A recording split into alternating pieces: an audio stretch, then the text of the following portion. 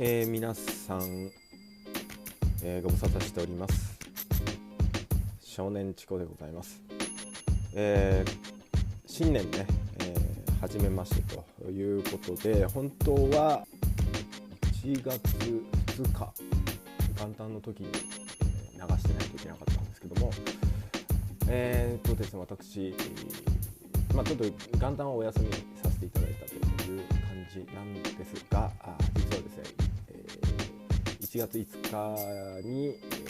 正確に言うと4日の夜なんですけど、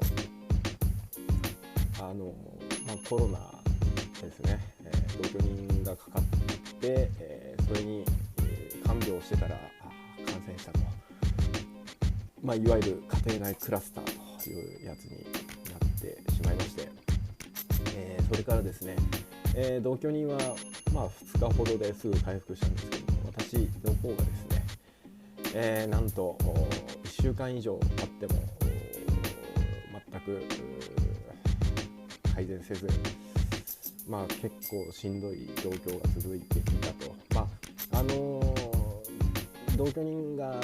ホテル療養に入ってしまったので、私を看病する人間がいなかったというところもあったんですけれども、それはさておき、一人で、何日間かずっと治しましたと。で、ちょっとですね、後遺症的なところがあって、もともとアレルギー性鼻炎が副鼻腔の方にあって、で鼻水がどうしても喉に落ちるので、それをこう咳で、吐き出すみたいなのが、生理現象として起きてたんですけども、今回こういう絶対大丈夫みたいなことを言うとちょっと語弊があるんであんまり言いたくないんですけど、体調がその細かいところで回復しなかったんですよ。で、薬とかって特にね、漢方ぐらいしか飲めなかったので、普通の風邪の薬とかもちょっと飲んでなかったし、家にもバファリンがほぼなかったので、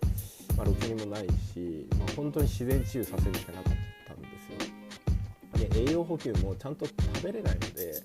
基本的にはブドウ糖を摂取するっていう形にはなっていて、でビタミンとかが足りなくなってきて、ミネラルも足りなくなってくるんで、銀ゼリーですよね、取っていったっていう感じなんですが、やっぱね、治んないんですよ。で、ご飯も喉をなかなか通らないというか、結構食べるのがしんどいので、作るのもしんどいですし、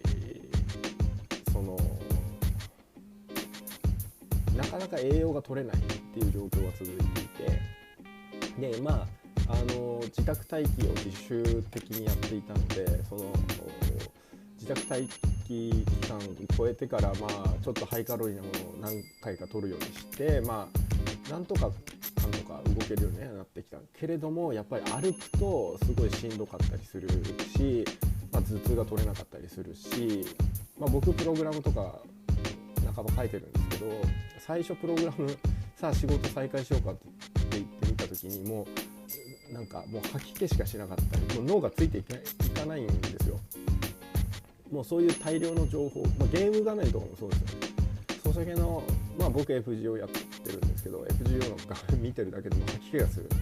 これスマホの画面もダメで、パソコンの画面はなんとかいいんですけど、やっぱり細かい文字とか読むともう吐き気がする状態だったんですね。で、最終手段としていろいろ検証した結果なんですけど、これ僕らはそれでうまくいったというだけなんですが、同居人がね、なんで早期に治ったかっていうところなんですが、ヤクルト1000をね、毎日そのホテル療養期間ずっと飲んでたっていうことなので、復活までもすごい早かったんですよ。で、僕は飲んでなかったんですよね。もう在庫がなかったんで、家に。で、その差じゃないかってことで、同居人が戻ってきて、僕にもそのヤクルト1000を毎日飲むようにさせたんですけど、そしたらですね、飛び飛びだと効かないんですよ。毎日連続して飲むことによって、加速度的に体の調子が良くなってる。だからそれまで1週間ぐらいずっと鼻水のせいで咳が夜中出るっていうか、朝起きたらすぐ吐きに行かなきゃいけないみたいな状態だったのが、ヤクルト1000を飲んだことによってなくなったんですね。3日ぐらいでなくなっちゃったっていうところなんで、やっぱり、結論から言うと、体を温かくして免疫力を向上させて、で腸内環境を良くすることによって、や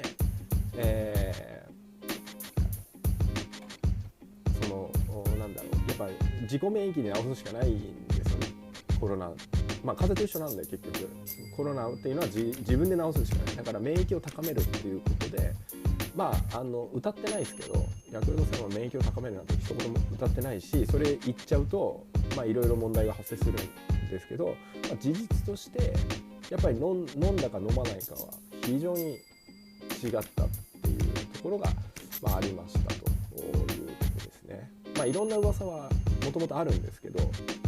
それ自身は本当にそれが原因なのかっていう問題がある。原因というか、それが、影響して体が治ったのかっていうところは誰も因果を説明しきれてないので、言えないんですけど、少なくとも今回飲んでたか飲んでないかによって体調の回復速度が上がってるっていうのは、自分の実体験としてはちょっとあるので、睡眠が深くなったから体が回復したっていうのもあるかもしれないし、だからその腸内環境はどうなったかっていう全然エビデンス取ってるわけじゃないから何とも言えないんですけど、多分飲まないよりは飲んだ方がいいし、飛び飛びで飲むぐらいだったらちゃんとヤクルトの専売所に行って販売所に行って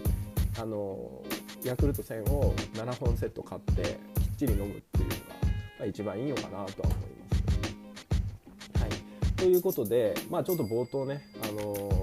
配信できなかったというところの言い訳を、ちょっとさせていただいたんですけれども、さて、今回のこのマンデーホビーナイトじゃないんですが、私の少年チコの配信なんですけれども、今回は何の話をしようかっていうと、そんな中で同居人と一緒にね、テレビドラマつまんないよねと思いつつも、アマプラも大体見切っちゃったしつまんないよね、でもネットフリックスも別に見たいのないし、ディズニーチャンネル、僕はディズニーでスター・ウォーズ好きだから、見たいんですけど、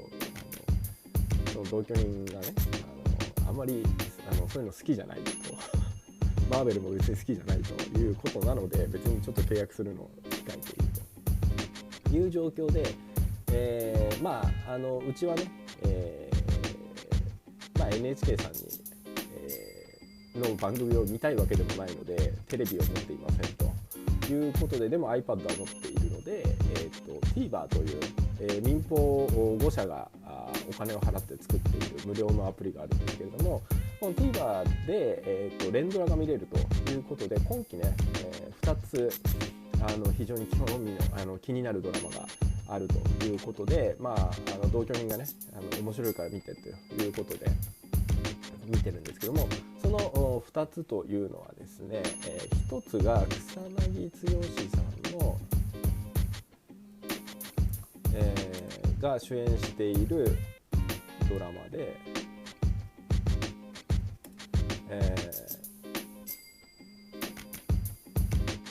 月曜日の10時、今までね月9っていうのがよく言われてます。月10っていうらしいんですけど、で富士の月10なんですよ。今回制作カンテレさんでやってらっしゃって、でこのドラマのタイトルが罠の戦争と言います。でもともとその戦争シリーズっていうので、過去2回あって、で一番最初の銭の戦争っていうのが、その韓国ドラマのリメイクというか日本版ということで、非常に話題になったらしい。ちょっと見てないんで分かんないですけど、良かったことだったんですけれども、今回の罠の戦争っていうのがまさに、ここ数年積み上がった政治不信みたいなところをですね、うまくドラマ化したなと。で非常にマイナーな職業ですよね、政治家の秘書っていうところをやっていて、制作秘書ってなんだろうとかってちょっとみんなね思うところだったり、最近も今回のそのドラマの中でも犬飼っていう政治家の息子が自分の息子を政策秘書にこう推薦するっていうところのシーンがあるんですけど、これまさにその岸田首相がこの間やったことまんまなので、皮肉を利かせてやってるんだろうなみたいな形なんですね。で、実は草薙剛さんね、もう48歳なんですよね。で SMAP 辞められてからだいぶ時間経っていてで、もう今このドラマ自体が、昨日ですね、昨日一昨日か、今日水曜日、今撮っているので月曜日ですからね、第2回が流れて、で第1話がすごくそのなんていうんですかね、今までのドラマっぽくないカメラも非常に、いいカメラを使って、撮って、最近の傾向としてちょっと映画で使ってたようなカメラを、どんどん普通のテレビドラマでも使うようになってきているので、ルックは非常にこうなんていうのね、アマプラとかで流れるような海外のドラマのようなルックでなっているんですが、演技がね本当に良くて、草薙さんのその演技が僕は本当に好きになりました。昔からドラマあったんですが、あんまりそんなに注目してなかったんですが、今回のその演技が本当に僕は好きで、やっぱりここ最近のドラマって要は高級な学芸会ってちょっと揶揄されるような内容のものがすごく多かったんですけども、セリフだけで語るっていうシーンが、ね、すごい少ない、すごくではないですね。セリフで語るシーンもたくさんあるんですけども、やっぱりこう役者がこうその場面を演じるっていうところが非常に大事になってくるので、やっぱり表情だったり、もっと言うと目ですよね。目の演技が非常に草薙さんうまいので、だし、それと対比してその虻川っていう制作秘書、2話でいなくなっちゃったんですけど、虻川っていう制作秘書がやっぱふてぶてしい態度っていうのをひたすらこうムカつく態度を取り続けてるっていうところも、この生と同という形でメリハリが効いていいわけですね。その中でひょうひょうと交わす政治家っぽい、犬飼っていう大臣にね、特命大臣に任命されたおじいちゃんが、いるわけです。この人もちょっと道化かかった演技をされるので、やっぱりこうなんていうんですかね、草薙さんは他の記事でも自分は今回役を作り込んでないと、自然体でやっているっていうことだったんですね。で、逆に多分周りの人はその代わり、めちゃめちゃ作り込んでいるっていう感じですと。でその他にも、制作、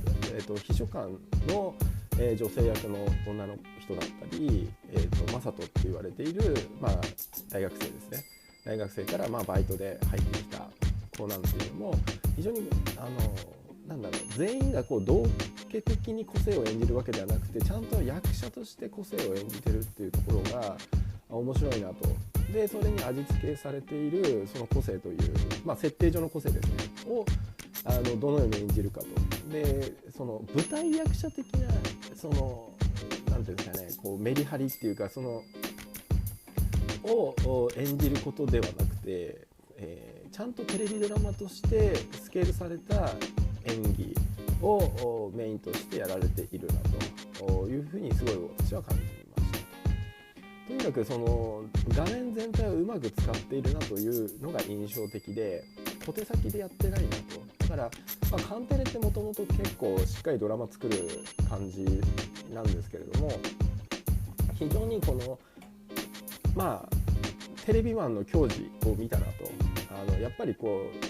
れだけ金かけてきちんと作ればちゃんとしたものが作れるんだっていう、当たり前でしょそんなのっていうところまで来たなと思います。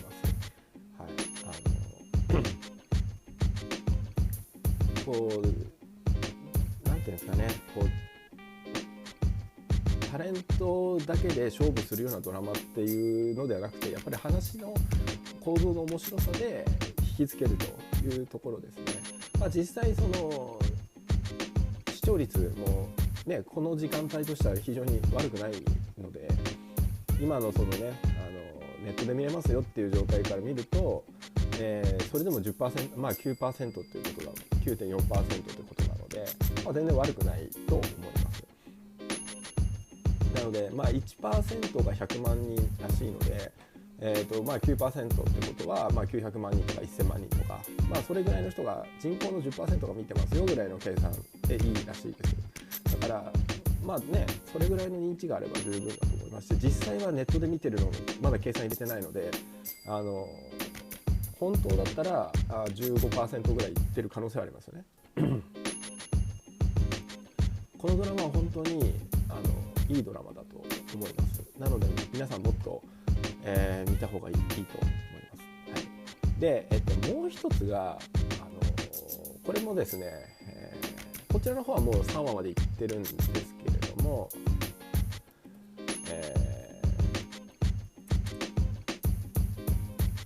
日曜日に日テレでやっているブラッシュアップライフっていう、いわゆる死に戻りの現代劇なんだけれども、死に戻りするっていう作品ですね。脚本バカリズムさんなんで、バカリズム版の、君の名はみたいな、なんですが、これ非常に面白い。いわゆるコントなんですね。コント、バカリズムコントですね。バカリズムのコントをドラマにしたらこうなりますと。で、主演が安藤サクラさんなので、なんていうんですかね。なんですが、その安藤サクラさんのイメージとちょっと違うんですよ。だから江本典子さんに一瞬見えたんですよね、僕最初。でナレーションでずっと進めるタイプのドラマなので、安藤サクラさんずっと喋ってるんですよ。そしたらその声聞いたら水川あさみさんの声にすごい似ていて最初水川あさみさん主演ですかとかって、でもこの人誰みたいな感じになってて、そしたら安藤サクラさんかと。いや、安藤サクラさんのイメージが100円の恋から止まってるので、なんかこうすっきりしたなみたいな感じなんですね。でちょっとね時間もあれなので、ブラッシュアップライフは次回の放送の時にちょっとお話しさせていただこうかなと思いますが、これねよくできてるし、この細かいところね、うちの同居人は人間観察がよくできているっていう表現をするんですけど、本当よくできてて、あるあるわかるわみたいな、そのネットでよくやってる、ツイッターとかでよくやってるようなあるあるネタの展開のさせ方と、いわゆる、リゼロみたいな死に戻りの展開と、それをこうバカリズム的なコントっていうのを掛け算した結果こうなったんだろうなっていう感じなので、ちょっともう少し掘り下げて説明、を次回ねさせていただきたいなと思いますので、ぜひ、お聞きください。で、最後になるんですけども、今後は、月曜日ばっかりっていうのだとちょっとこうコンテンツの提供が今見たものをそのまま伝えるって方がやっぱり鮮度が高いので、もう今後はね思いついて作ったらすぐ流すっていう方向にしていきたいし、前もちょっと説明したかもしれないんですけど、今後についてってやつでもうとにかくねちょっと YouTube にどうにかしてあげたいこの話を。でテキストをねやったりとか、その裏で流す動画どうすんのとかっていうのはちょっと考えてはいるんですけど、ちょっと僕そんなに動画編集とかの能力ないので、もしねこの放送を聞いててちょっとねこうしたらいいよみたいな感じでアドバイスくれる方とか、ちょっと手伝ってやってもいいぞと思う人がいれば、ちょっと一緒に僕の YouTube チャンネルを伸ばしていきたいという方がいればですね、ぜひご協力いただければと思いますので、はい、ぜひよろしくお願いします。はい、ということで、少年チコでございました。皆さん、体にはお気をつけください。ではまた次回。